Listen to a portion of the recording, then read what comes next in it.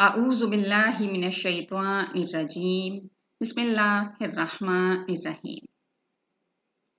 कुरान पाक के 14वें पारे का आगाज सूरतुल हज्र से होता है। इस पारे की पहली आयत का शान नुज़ूल हदीस में आया कि अहले जहन्नुम जब जहन्नुम में जमा होंगे तो जहन्नुमी इन गुनहगार मुसलमानों पर तान करेंगे कि तुम तो मुसलमान थे, फिर भी हमारे साथ जहन्नुम में जल रहे हो।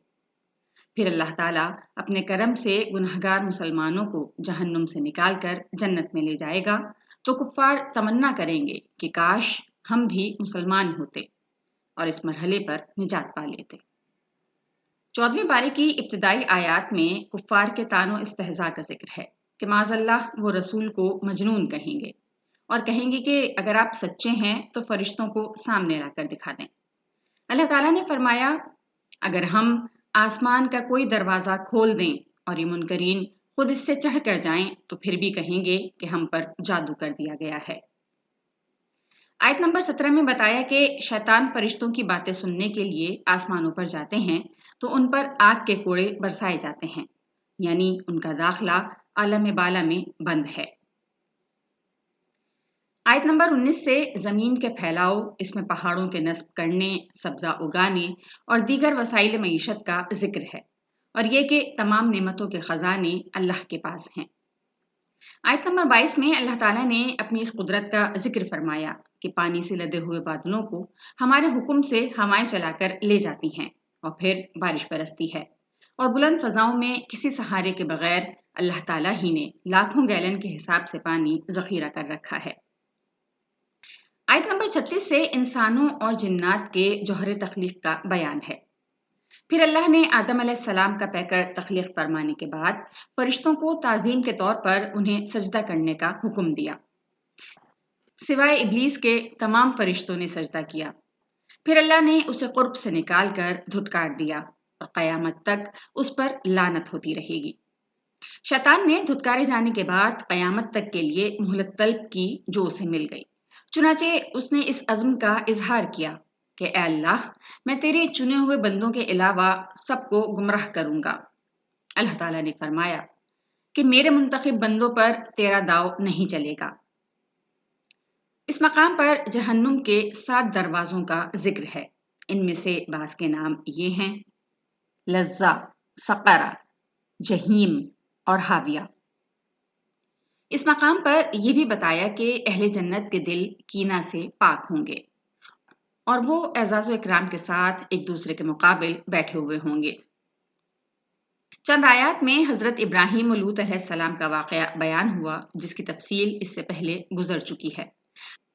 आयत नंबर 78 से अस्हाबुल यका और अस्हाबुल हिज्र का जिक्र है कि इन कौमों ने अंबिया कराम को झुटलाया और उन पर अल्लाह का अजाब नाजिल हुआ। आयत नंबर 88 में कुरान मजीद की नेमत और सूरह फातिहा का खास तौर पर जिक्र है। सूरह हज्र के बाद सूरह नहल है। सूरह नहल की आयत नंबर 5 से चौपायों का जिक्र है जिसमें इंसानों के लिए कई तरह के फवाइद हैं। ये इंसानों के लिए राहत का सबब हैं।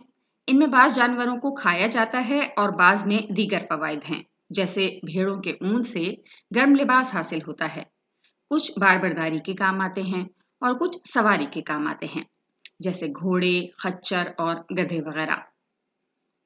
आयत नंबर 11 से ज़मीन से पैदा होने वाले फलों और नेमतों का जिक्र है और ये कि शम्स व कमर और सितारे उसी के हुक्म के ताबे हैं। इंसान समंदर पर सवारी के लिए सफ़र भी करता है और मछलियों के शिकार करके ताज़ा गोश्त खाता है। समंदरों ही से मुख्तलिफ किस्म के ज़ेवरात में इस्तेमाल होने वाली चीज़ें निकलती हैं। इन तमाम नेमतों का तफसील के साथ जिक्र करने के बाद फरमाया, और अगर तुम अल्लाह की नेमतों को शुमार करने लगो तो उनका अहाता नहीं कर सकोगे। सूरह नहल की आयत नंबर 20 से मुशरिकों के बातिल माबूदों की बेबसी और बेकसी का जिक्र है कि वो खुद मखलूक हैं, वो बेजान हैं, नेमत हयात से महरूम हैं, उन्हें खुद अपने अंजाम का कुछ पता नहीं, जबकि मुसलमानों का माबूद अल्लाह वादहू ला शरीक है और ज़ाहिर व बातिन को जानने वाला है। आयत नंबर 25 में बताया कि जो लोग गुमराहों के रहनुमा हैं वो अपने गुनाहों का बोझ भी उठाएंगे और जिनको उन्होंने गुमराह किया है उनका वबाल भी उन पर होगा। اہل تقوی اور اہل ایمان کو عطا کی جانے والی نعمتوں کا ذکر کر کے فرمایا کہ ان کی وفات کے وقت فرشتے ان کی پاکیزہ روحوں کا استقبال کریں گے اور ان پر سلام بھیجیں گے۔ آیت نمبر 43 سے اللہ تعالیٰ نے نبی کریم صلی اللہ علیہ وآلہ وسلم سے فرمایا کہ آپ سے پہلے بھی ہم نے مردوں کو رسول بنایا تھا جن کی طرف ہم وحی کرتے تھے اور حقانیت کے واضح دلائل اور کتابیں بھی بھیجی، اور اے رسول ہم نے آپ کی طرف قرآن نازل کیا تاکہ آپ لوگوں کو ہمارے وہ احکام وضاحت کے ساتھ بتا دیں جو ان کی طرف اتارے گئے ہیں۔ قرآن نے یہ بھی فرمایا کہ جو کچھ تم نہیں جانتے وہ اہل علم سے پوچھ لو۔ آیت نمبر 48 سے اللہ تعالیٰ نے بیان فرمایا کہ کائنات کی ہر چیز اللہ کی بارگاہ میں مصروف عبادت ہے، یہاں تک کہ چیزوں کا سایہ جو دائیں اور بائیں جھکتا ہے وہ بھی اللہ کو سجدہ کر رہا ہوتا ہے۔ آیت نمبر 57 سے بتایا گیا کہ مشرک اللہ کی طرف بیٹیوں کی نسبت کرتے ہیں۔ ان کا اپنا یہ حال ہے کہ اگر ان کو بیٹی کی پیدائش کی خبر دی جائے تو ان کا چہرہ کالا پڑ جاتا ہے۔ بیٹی کی پیدائش کو بری خبر جانتے ہوئے اپنی قوم سے چھپتے پھرتے ہیں کہ بیٹی کو ذلت اٹھا کر زندہ رکھیں یا رسوائی سے بچنے کے لیے اسے زندہ درگور کر دیں۔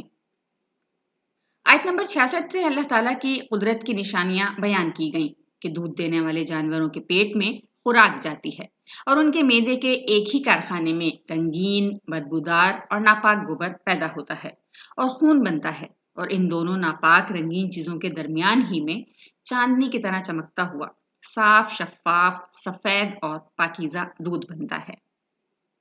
آیت نمبر 68 سے شہد کی مکھی کا ذکر ہے کہ اللہ تعالیٰ نے اس چھوٹی سی مخلوق کو پہاڑوں، درختوں اور چھپروں میں اپنا مستحکم گھر بنانے کا شعور عطا کیا۔ پھر شہد کی مکھی پھولوں کا رس چوس کر آتی ہے اور اس کے معدے کے کارخانے میں شہد بنتا ہے جس میں انسانیت کے لیے شفا ہے۔ آیت نمبر 76 میں فرمایا کہ قیامت پلک جھپکنے یا اس سے بھی کم وقت میں قائم ہو جائے گی۔ اگلی آیت میں فرمایا کہ اللہ نے تمہیں سننے، دیکھنے اور سمجھنے کی صلاحیتیں عطا کی تاکہ تم اللہ کے شکر گزار بندے بنو۔ آیت نمبر 79 میں فرمایا کہ جو پرندے فضاؤں میں اڑتے ہیں انہیں اللہ ہی تو بغیر کسی سہارے کے فضا میں قرار عطا کرتا ہے۔ آیت نمبر 80 میں جانوروں کی کھالوں، مویشیوں کے اون، پشم اور بالوں سے حاصل ہونے والے فوائد کا ذکر ہے، یعنی یہ سب چیزیں اللہ تعالیٰ کی قدرت کا شاہکار ہیں۔ آیت نمبر 89 میں اللہ تعالیٰ نے فرمایا کہ قیامت کے دن ہم ہر امت کے خلاف انہی میں سے ایک گواہ یعنی اس عہد کے نبی اور رسول پیش کریں گے، اور اے رسول کریم ہم ان سب پر آپ کو گواہ بنا کر پیش کریں گے، یعنی ہر نبی اللہ کی عدالت میں گواہی دے گا کہ اس نے دعوت حق کا فریضہ انجام دیا تھا، اور سیدنا محمد عربی رسول اللہ صلی اللہ علیہ وآلہ وسلم ان سب نبیوں کی گواہیوں کی تصدیق کریں گے۔ آیت نمبر 90 میں قرآن مجید کی آیات جامع الاحکام میں سے ایک آیت ہے جسے تقریباً ہر خطبے میں پڑھا جاتا ہے کہ اللہ عدل، احسان اور قرابت داروں کو دینے کا حکم فرماتا ہے، بے حیائی، برائی اور سرکشی سے روکتا ہے، تم اس کی نصیحت کو قبول کرو۔ آیت نمبر 91 میں وعدے کی پاسداری کا حکم دیا اور قسمیں کھا کر توڑنے سے منع فرمایا۔ دنیاوی فائدے کے لیے یا دھوکہ دہی کے لیے قسمیں کھانے کو معیوب قرار دیا گیا، اور فرمایا کہ ان لوگوں کی مثال اس عورت جیسی ہے جو سود کاٹتی ہے اور پھر اسے ٹکڑے ٹکڑے کر دیتی ہے، یعنی محنت کر کے اسے ضائع کر دیتی ہے۔ اللہ تعالیٰ ہمیں 14ویں پارے کو صحیح طریقے سے سمجھنے، اسے پڑھنے اور اس پر عمل کرنے کی توفیق عطا فرمائے۔ آمین۔